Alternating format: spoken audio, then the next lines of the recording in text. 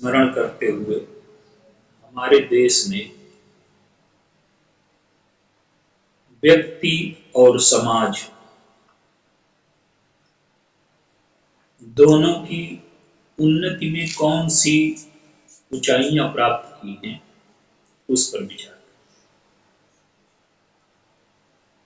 व्यक्ति और समाज एक बार संसार में पूर्ण ऊंचाइयों तक पहुंच चुका है, जिसे हम राम राज्य के नाम से जानते हैं। राम राज्य वास्तव में है क्या?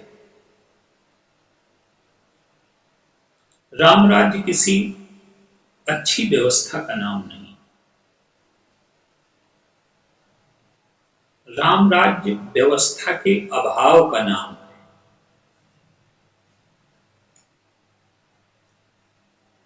व्यवस्था अपने आप में श्रेष्ठ वस्तु है, लेकिन व्यवस्था ये सिद्ध करती है कि यहां अव्यवस्था फैलाने वाले लोग।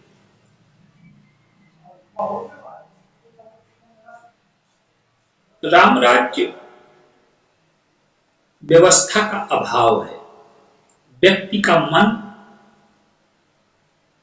इतना शुद्ध और पवित्र हो गया कि उसके मन में बुराई का उदय हो ही नहीं सकता। गोस्वामी जी ने संकेत किया है कि भगवान राम के राज्य में सेना नहीं, पुलिस नहीं, कोई न्याय व्यवस्था नहीं, कोई डॉक्टर नहीं, किसी भी प्रकार की व्यवस्था का अभाव। ये कब संभव हो पाया? सेना नहीं है तो व्यक्ति क्या करते?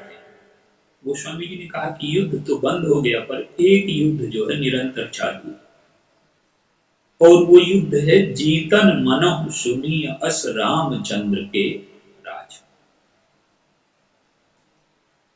रामचंद्र के राज्य में प्रत्येक व्यक्ति ने अपने मन को जीत लिया,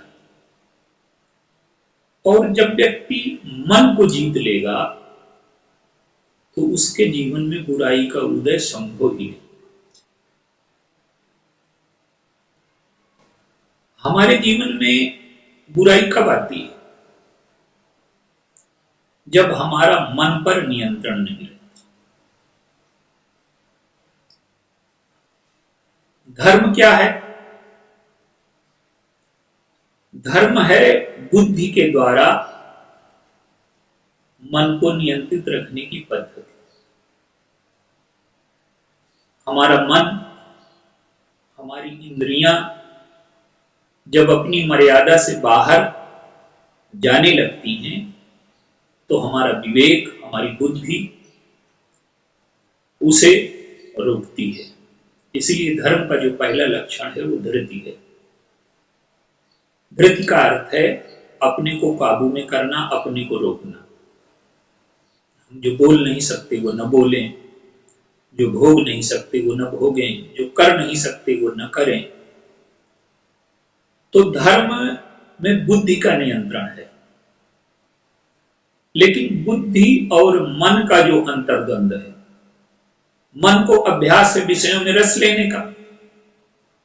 बुद्धि की प्रवृत्ति तत्वात्मक है और मन की प्रवृत्ति रसात्मक। तो मन विषयों की ओर आकर्षित होता है, बुद्धि उसे रोकने का प्रयास करती है। तो जब तक ये जीवन में द्वंद्व है तब तक संविधान की, धर्म की आवश्यकता रहेगी। जब मन भी शुद्ध हो जाए कि उसमें बुराई का उदय ही न हो सके। भगवान राम के राज्य में प्रत्येक व्यक्ति ने अपने मन को जीत लिया है, और जब मन को जीत लिया है तो किसी प्रकार के संविधान की, कानून की आवश्यकता नहीं। आज लोकतंत्र की बड़ी चर्चा होती है। हमने लोकतंत्र का जो संपूर्ण रूप है, हमारी संस्कृति ने उसे एक बार जी करके देखा है। अभी जिस हम लोकतंत्र को जानते हैं वो खंडित लोकतंत्र। क्यों कि लोकतंत्र देश की परिभाषा जब तक रहेगी, जब तक देश आपस में संघर्ष करते रहेंगे, समाज, व्यक्ति, जाति, तब तक संपूर्ण रूप से लोकतंत्र की स्थापना नहीं हो सकती। भगवान राम के राज्य के लिए लिखा है कि सप्त द्वीप सागर मेखला, एक भूप रघुपति कोसला। पूरी पृथ्वी एक इकाई बन गई है। जब तक देश और देश आपस में लड़ते रहेंगे, इकाइयां विभाजित रहेंगी, समाज विभाजित रहेगा, तो राम राज्य स्थापित नहीं हो सकता। राम राज्य का अर्थ है कि लोकतंत्र का अर्थ केवल मनुष्य नहीं।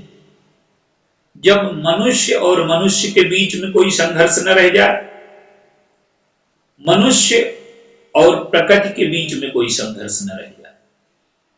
इसलिए राम राज्य में